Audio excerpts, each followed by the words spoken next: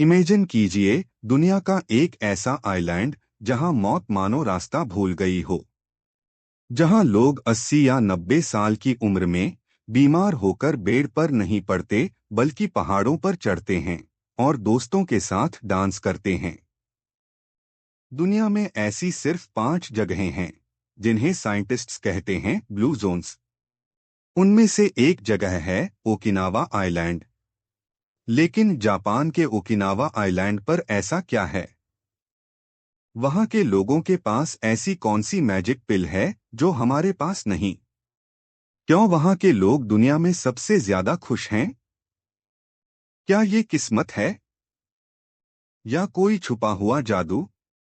नहीं, इनका राज एक ऐसे एंशियंट जापानी फॉर्मूला में छुपा है जिसे दुनिया अब तक इग्नोर कर रही थी। एक ऐसा फॉर्मूला जो आपको सुबह बिस्तर से उठने की एक सॉलिड वजह देता है। उस राज का नाम है इकिगाई। तैयार हो जाइए, क्योंकि अगले कुछ चैप्टर्स में हम उस बंद दरवाजे को खोलने वाले हैं जो आपकी जिंदगी हमेशा के लिए बदल देगा। चलिए शुरू करते हैं। नियम 1, बूढ़े होते हुए भी जवान रहने की कला। दोस्तों, हम सब चाहते हैं कि हम हमेशा जवान दिखें और हेल्दी रहें, है ना? कोई भी बूढ़ा और कमजोर नहीं होना चाहता। लेकिन चैप्टर 1 में जापान के लोग हमें एक बहुत गहरा राज बताते हैं। वो कहते हैं, अगर जवान रहना है तो कभी रुकना मत। हमारे यहाँ लोग सोचते हैं कि बस 60 साल तक काम करूंगा, फिर रिटायरमेंट ले लूंगा और मजे करूंगा। लोग सोचते हैं रिटायरमेंट का मतलब है दिन भर आराम, टीवी और सोना। लेकिन जापान के लोग कहते हैं कि रिटायरमेंट आपको जल्दी मार देती है। सोचो एक साइकिल की तरह। जब तक आप पैडल मार रहे हो, साइकिल चलती रहेगी और बैलेंस बना रहेगा। जहां आपने पैडल मारना छोड़ा, साइकिल गिर जाएगी। इंसानी शरीर भी वैसा ही है। जापान में एक जगह है ओकिनावा। आप मानोगे नहीं, वहां की डिक्शनरी में रिटायर शब्द ही नहीं है। वहां के लोग मरते दम तक कुछ ना कुछ काम करते रहते हैं। वो भारी काम नहीं करते, पर वो एक्टिव रहते हैं। इसलिए वो 100 साल तक भी जवान महसूस करते हैं। चाहे आपकी उम्र कुछ भी हो, कभी भी बेकार मत बैठो, क्योंकि जो चलता रहता है वही टिकता है। दूसरा नियम, लंबी उम्र के राज। दोस्तों, क्या आपने कभी सोचा है कि कुछ लोग 40 की उम्र में ही 60 के लगने लगते हैं? और वही कुछ लोग 60 की उम्र में भी 30 के लगते हैं। राइटर कहते हैं, हमारी उम्र सिर्फ साल बढ़ने से नहीं बढ़ती, बल्कि हमारी कुछ आदतों की वजह से बढ़ती है। सबसे पहला दुश्मन है स्ट्रेस। जब हम छोटी छोटी बातों पर घबराते हैं, गुस्सा करते हैं या टेंशन लेते हैं, तो हमारी बॉडी के अंदर खतरनाक केमिकल्स बनने लगते हैं। जापान के लोग कहते हैं, जितना ज्यादा गुस्सा उतनी जल्दी बुढ़ापा। दूसरा सबसे बड़ा दुश्मन है एक जगह बैठे रहना। किताब कहती है कि ज्यादा देर बैठना सिगरेट पीने जितना खतरनाक है।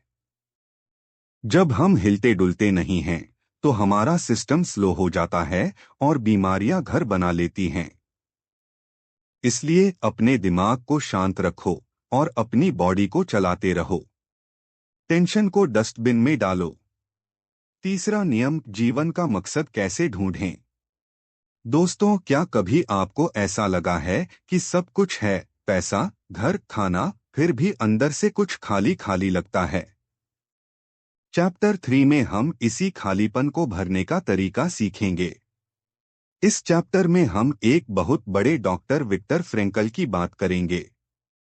उन्होंने एक थेरेपी बनाई थी जिसे लोगोथेरेपी कहते हैं।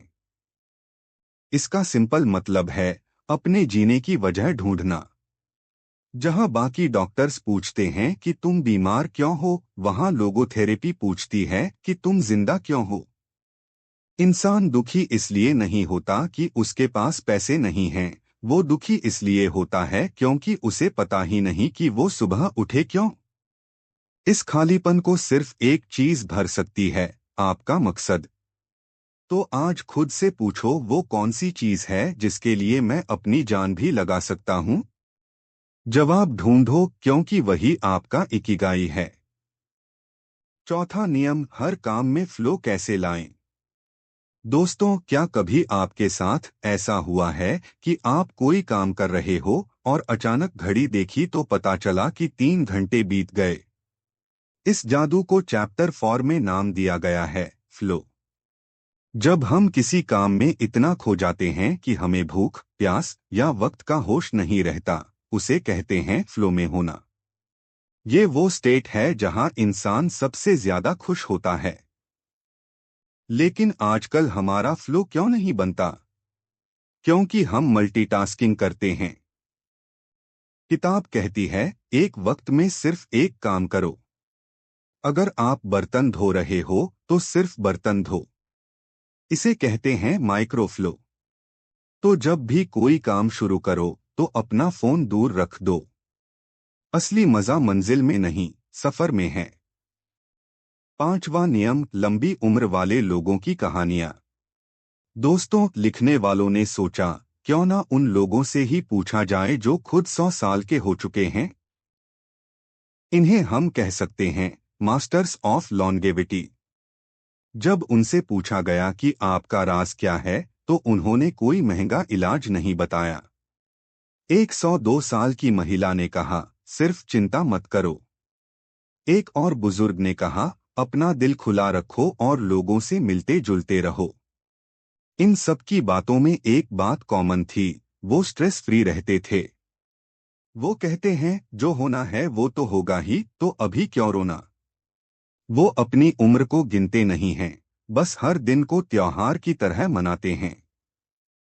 सीख ये है कि लंबी लाइफ का सीक्रेट कोई मैजिक पोशन नहीं है। बस हंसना सीखो और चिंता करना बंद करो। छठा नियम, जापान के बुजुर्गों से सीख, दोस्ती की ताकत। आजकल हमारे पास फेसबुक पर 5000 फ्रेंड्स हैं, पर असल जिंदगी में बात करने के लिए एक भी नहीं है। चैप्टर 6 में ओकिनावा के लोग कहते हैं, अगर लंबा जीना है तो अकेले मत चलो, दोस्तों के साथ चलो। जापान में एक परंपरा है जिसे कहते हैं मोआई। मोआई का मतलब है दोस्तों का एक छोटा सा ग्रुप। ये 5 या 6 लोगों का ग्रुप होता है जो बचपन से लेकर बुढ़ापे तक साथ रहते हैं। वो हर शाम मिलते हैं और एक दूसरे का दुख दर्द बांटते हैं। फर्क ये है कि मोआई में लोग एक दूसरे की जिम्मेदारी लेते हैं। अगर किसी को पैसे की जरूरत हो या कोई दुखी हो तो पूरा ग्रुप उसके साथ खड़ा होता है। उन्हें पता होता है कि मैं अकेला नहीं हूं। तो अपने आसपास ऐसे दोस्त बनाओ जो मुश्किल वक्त में आपका हाथ थाम सकें। एक अच्छा दोस्त 100 दवाइयों से बेहतर होता है। सातवां नियम, दुनिया के सबसे लंबी उम्र वाले लोगों का खाना। चैप्टर 7 हमारे सबसे फेवरेट टॉपिक पर है, खाना। ओकिनावा के लोग मानते हैं कि खाना ही हमारी दवाई है। इसके 3 नियम हैं। पहला, हारा हाची बू। पेट को कभी भी 100% मत भरो, सिर्फ 80% खाओ। ये आदत पेट को आराम देती है। दूसरा, रेनबो डाइट। वो लोग इंद्रधनुष खाते हैं। उनकी प्लेट में हर रंग की सब्जी और फल होते हैं। तीसरा, सैनपिन चा। वो पानी की जगह ग्रीन टी पीते हैं जो कैंसर से बचाती है। और हाँ, वो शुगर यानी चीनी बिल्कुल नहीं खाते। तो बस कम खाओ, रंगीन खाओ और मीठे से दूर रहो। आठवां नियम, हल्की फुल्की एक्सरसाइज और लंबी जिंदगी। जब हम एक्सरसाइज सोचते हैं तो हमें जिम याद आता है। लेकिन चैप्टर 8 कहता है, अगर लंबा जीना है तो जिम जाने की जरूरत नहीं है, बस हिलते डुलते रहो। जापान में लोग रेडियो ताइसो करते हैं। ये सुबह की एक हल्की एक्सरसाइज है जिसमें बस हाथ ऊपर करना और कमर घुमाना होता है। मकसद बॉडी बनाना नहीं, बॉडी को जगाना है। ओकिनावा के लोग कभी भी एक जगह 5 मिनट से ज्यादा नहीं बैठते।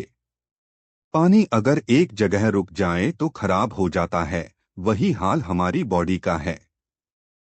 तो अपने शरीर को मशीन मत समझो। लिफ्ट की जगह सीढ़ियां लो। मूवमेंट ही लाइफ है। 9वां नियम, मुश्किलों का सामना करना। जिंदगी हमेशा स्ट्रेट लाइन में नहीं चलती। चैप्टर 9 हमें सिखाता है कि मुश्किलों से दोस्ती कैसे करें।